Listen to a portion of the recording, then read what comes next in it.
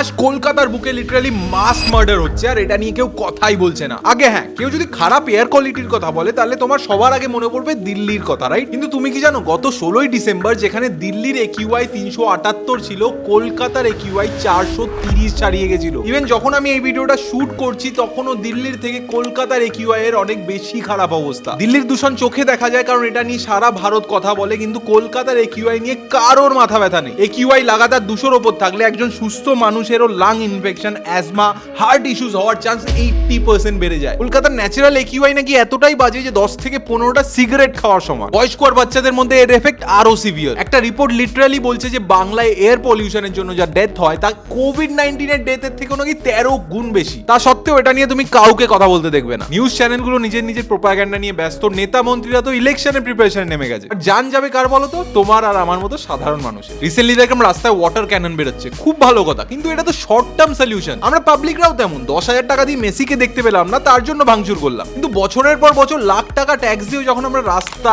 Air quality, education, health care কিছুই পাই না, তখন আমরা কোনো কথা বলি না। যাই হোক, এই অবস্থায় তোমাকে বাইরে বেরোতে হলে N95 মাস্ক পরা অভ্যেস করো, আর এফোর্ড করতে পারলে নিজের বাড়ির জন্য একটা এয়ার পিউরিফায়ার কিনে নাও। আর মোস্ট ইম্পর্টেন্টলি এই ভিডিওটাকে শেয়ার করে সবাইকে অ্যাওয়্যার করো। কমেন্ট বক্সে একটা কনভারসেশন শুরু করো, আর যাদের কাছে কিছু ইনফ্লুয়েন্স আছে আমি রিকোয়েস্ট করবো তোমরাও এই বিষয়ে ভিডিও বানাও, কারণ এই নিয়ে যদি কথা না হয় তাহলে কারোর ঘুম ভাঙবে না। নমস্কার।